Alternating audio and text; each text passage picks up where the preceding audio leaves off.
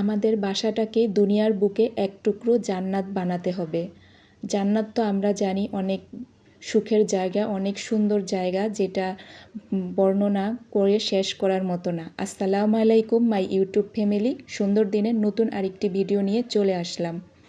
আমাদের বাসার পরিবেশ এরকমভাবে সৃষ্টি করতে হবে যেন মনে হয় এটা দুনিয়ার বুকে এক টুকরো জান্নাত। কারণ হচ্ছে যে আমরা যদি সেটাকে সুন্দরভাবে আমাদের পরিবারকে সাজিয়ে না নিতে পারি, সবার সাথে খুব ভালো বন্ডিং না রাখতে পারি, তাহলে দেখা যাবে যে দুনিয়ার বুকে আমরা একটা এমন অশান্তি ভোগ করব যেটাকে আমাদের বেঁচে থাকতেই জাহান্নাম মনে হবে। তো হচ্ছে যে এখানে আমি যা যা রান্না করতেছিলাম সেটাই দেখাচ্ছিলাম। আজকে হচ্ছে যে জিরা রাইস রান্না করেছি, আর হচ্ছে আগের দিনে রাতে গরুর মাংস রান্না করে রেখেছিলাম, সেটা আছে, পেঁপে ভাজি, আর বাচ্চাদের সবসময় ডিমান্ড থাকে আলু ভর্তা।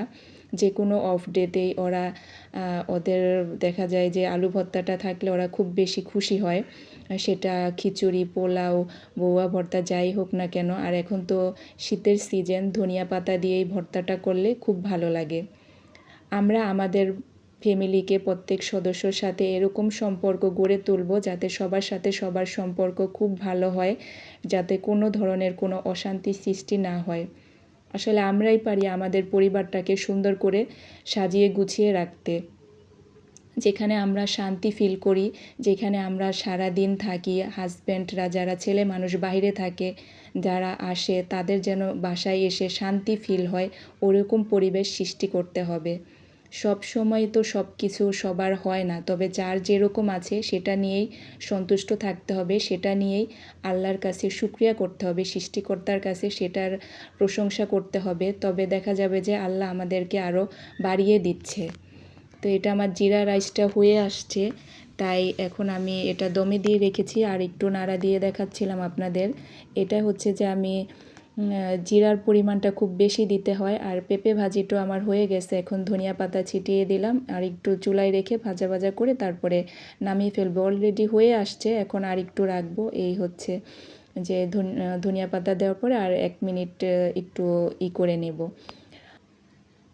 এদিকে আমি টমেটোর আর শসা, ধনিয়া পাতা, পেঁয়াজ দিয়ে একটা সালাদও রেডি করে নিয়েছি। তারপরে হচ্ছে যে ডিম ভেজে নিব, পাশাপাশি গরম গরম ডিম ভাজা হলেও ভালো লাগে।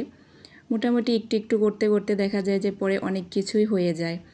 খাওয়ার আগে ডিমটাও ভেজে নিব বাচ্চাদের জন্য। দেখা যায় যে ওরা যে ধরনের খাবারগুলো পছন্দ করে, পরিবারের সদস্যদের মনের চাহিদা, তাদের যে ধরনের থাকে সেটাই। এদিকে আমার রান্নাবান্না শেষ করে তারপরে আমি বেডশিটও চেঞ্জ করে নিলাম।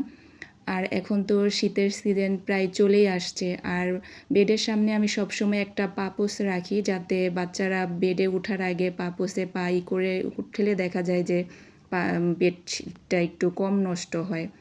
আসলে বাসায় যেরকম আমরা পরিবেশ সৃষ্টি করব বা যেরকম যেটা শিখাবো, বাচ্চারা কিন্তু ওইটাই শিখবে। তাই সব সময় একটা শান্তিপূর্ণ পরিবেশ সৃষ্টি করতে চেষ্টা করব।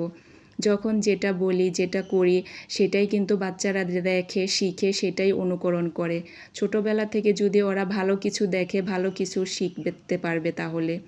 এজন্য দেখা যায় যে সবসময় আমাদের ওদের দিকগুলো চিন্তা করেই কাজ করতে হবে। এদিকে এই রুমের বেডশিটটাও আমি চেঞ্জ করে নিলাম, আর আমার প্রতি রুমে বেডের সামনে একটা করে পাপোশ রাখি।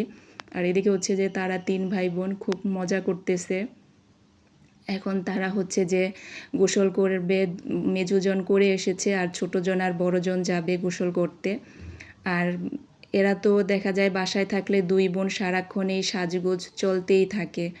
এখন মনে হয় যে মেয়ে বাচ্চাদের এত চাহিদা, তাদের এই মানে ছোট মানুষ হলে কি হবে, সারাক্ষণ তারা শুধু চুল আঁচড়াচ্ছে, তারপর লিপস্টিক দিচ্ছে, বিশেষ করে ছোটটা।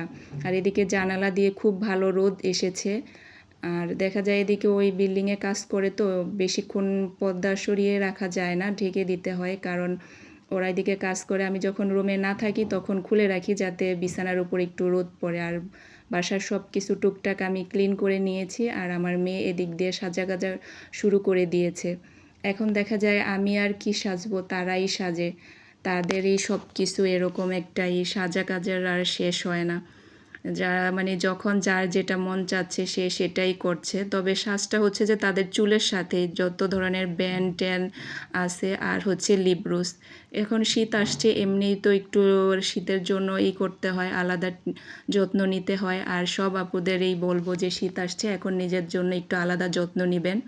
এদিকে ড্রয়িং রুমে এই গাছগুলো আমি পানি চেঞ্জ করে দিয়েছি।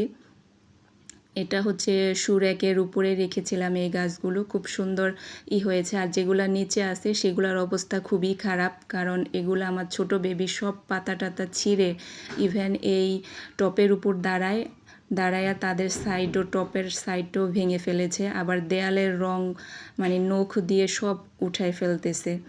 ছোট মানুষ, কিছু বলাও যায় না, বোঝেও না। আর আমার পুঁই গাছটা মাশাল্লাহ খুব সুন্দরভাবে গ্রো হচ্ছে। আর হচ্ছে গোলাপ গাছেও নতুন পাতা এসেছে, এগুলো সবগুলো বেঁচে গেছে, ছাদের থেকে নিয়ে আসছি। আর সব কিছুই দেখা যায় যে ওরা যেটা না ধরতে পারে সেগুলো ভালোই থাকে, আর যেগুলো ও ধরতে পারে এখানেও সুযোগ পেলে চলে আসে, গ্রিল বেয়ে উপরে উঠে যায়। মেয়ে মানুষ এত দুষ্ট হয়, ছেলে বাচ্চারা দুষ্টুমি করে, কিন্তু আমার মেয়ে যথেষ্ট মানে কি বলবো, সারাক্ষণ সে শুধু দুষ্টামির উপরেই থাকে। এখন রাতে হচ্ছে যে তাদেরকে আমি পড়াতে বসিয়েছি, কিন্তু ছোটোজন কোনোভাবেই বোনকে পড়তে দিতে চাচ্ছে না, তাই তাকে একটা ড্রয়িং করে দেওয়া হচ্ছে, সে এখন এটার মধ্যে রং করবে। আপনাদের সাথে অনেক কথা বললাম, অনেক কিছু শেয়ার করলাম। আসলে আমাদেরকে ভালো থাকতে হলে নিজেদের চেষ্টা নিজেদেরই করতে হবে। আর বিশেষ করে নিজের বাসার পরিবেশ যদি ভালো থাকে, নিজেরা যদি সুন্দরভাবে যার যার কে কী পছন্দ করে সেভাবেই যদি চলা হয়, সেভাবে সব কিছু করা হয়, তাহলে এমনি শান্তিপূর্ণ একটা পরিবেশ বাসার মধ্যে সৃষ্টি হয়। সবাই ভালো থাকবেন, সবার সুস্বাস্থ্য কামনা করে আজকে আমি বিদায় নিচ্ছি। আপনাদের সাথে গল্প কথা আরও অনেক হবে। আল্লাহ হাফেজ।